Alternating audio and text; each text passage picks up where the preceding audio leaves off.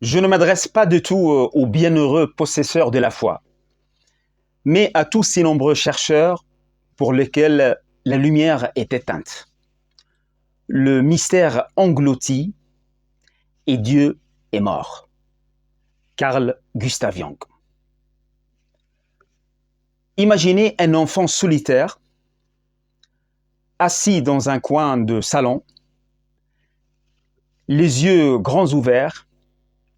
Il observe les adultes faire tourner les tables, interroger les morts, écouter des voix venues d'ailleurs. Le soir venu, ce même enfant écoute son père, pasteur protestant, parler de Dieu, du péché, du salut, de cette lumière qui tente encore de guider les hommes. Cet enfant, c'est Carl Gustav Jung. Un être né entre deux mondes. D'un côté, le protestantisme paisible, presque essoufflé de son père. De l'autre, le spiritisme de sa mère. Vibrant, inquiétant, tantôt lumineux, tantôt obscur.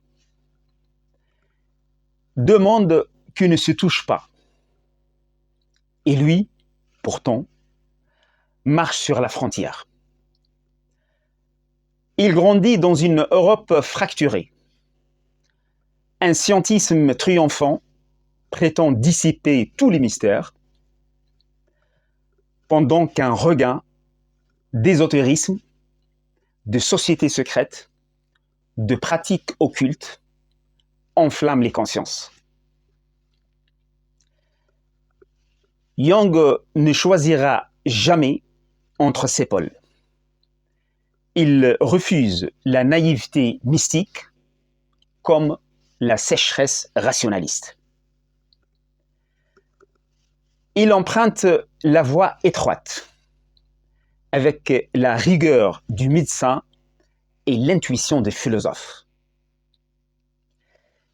C'est de cette tension, de ce clair-obscur originel, que naît l'un des plus grands explorateurs de l'âme humaine.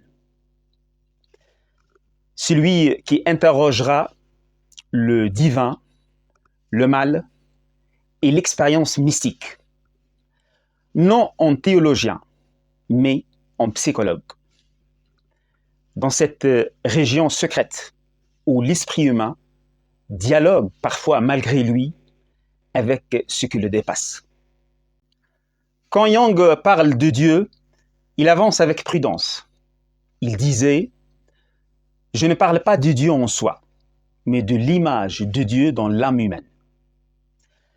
Le Dieu absolu est inconnaissable, mais le divin, pour nous, se manifeste dans les rêves, les intuitions, les symboles.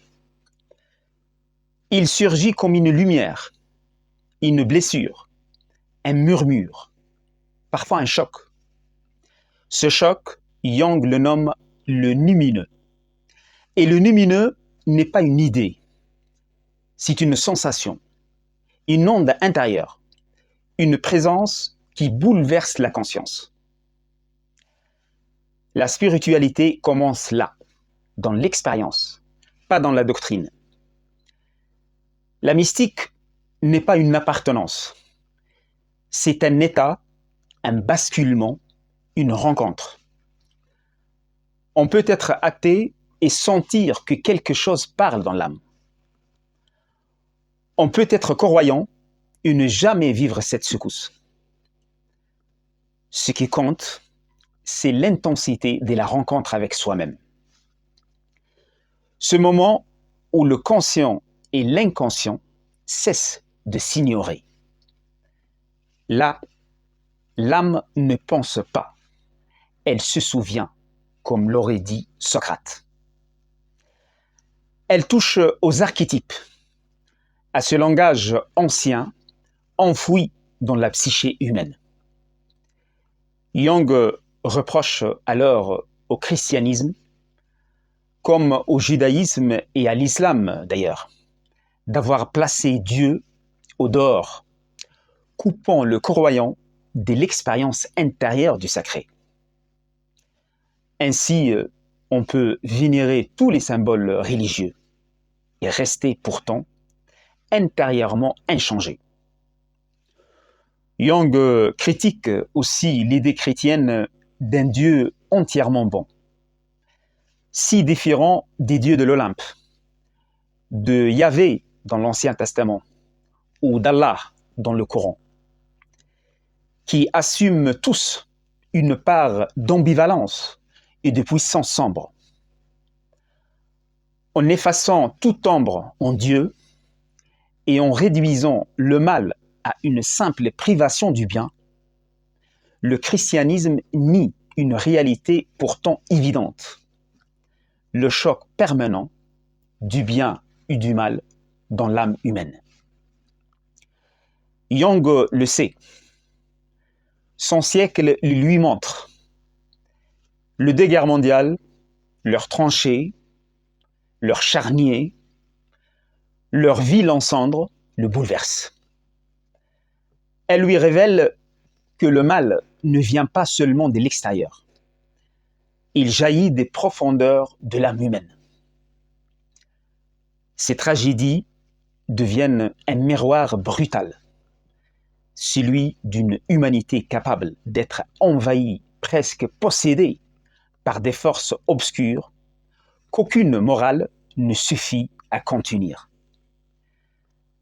Le mal n'est pas seulement ce qui nous menace, c'est ce qui nous oblige à choisir, à nous tenir debout, à devenir libres. Reconnaître le mal en nous n'est pas céder à la culpabilité, c'est ouvrir la possibilité d'une transformation. Pour mieux comprendre Jung, il faut maintenant entendre Freud, son premier maître, devenu son contradicteur.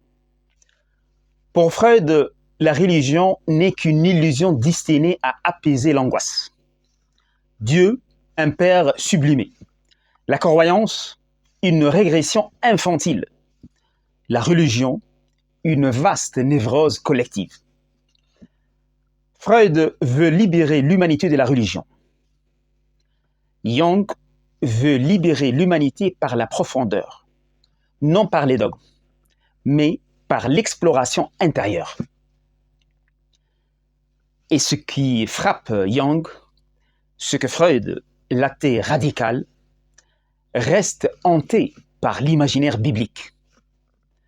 Pas seulement dans Moïse et le monothéisme, mais dans toute son œuvre. La figure du Père, de la loi, du commandement revient partout. Comme si Moïse n'avait jamais quitté sa table de travail. Comme si Freud portait malgré lui l'ombre de l'Ancien Testament. Jung le résume d'une phrase. Freud n'a jamais quitté l'ombre du Père. Pour Freud, l'inconscient est personnel. Pour Jung, il est aussi collectif. Freud démystifie, Jung resymbolise. L'un ferme la porte, l'autre l'ouvre. Alors, que nous laisse Jung aujourd'hui? Il nous rappelle que l'être humain n'est pas une équation, qu'il n'est pas un mécanisme, qu'il n'est pas seulement un producteur, un consommateur, un corps parmi d'autres. Il nous rappelle que nous sommes des êtres symboliques, traversés par des rêves, des ombres, des élans, des intuitions. Nous cherchons du sens comme nous cherchons de l'air. Et surtout, Jung nous invite à déplacer la question du divin, à cesser de demander « Dieu existe-t-il » pour demander « Que se passe-t-il en moi lorsque le sacré se manifeste ?» Le sacré n'est pas au-dessus de nous, il est en nous, dans ce frémissement discret, dans cette secousse intérieure qui nous appelle vers la profondeur. Freud nous a donné la lucidité, Jung nous offre la profondeur. Et entre les deux, ce peut être notre âme elle-même qui cherche sa voie. Un chemin fragile, mais vrai. Un chemin vers cette part silencieuse, vaste et vivante de nous-mêmes. Un chemin qui mène de la recherche d'un Dieu lointain à l'extérieur à sa découverte à l'intérieur de soi. Merci pour votre attention.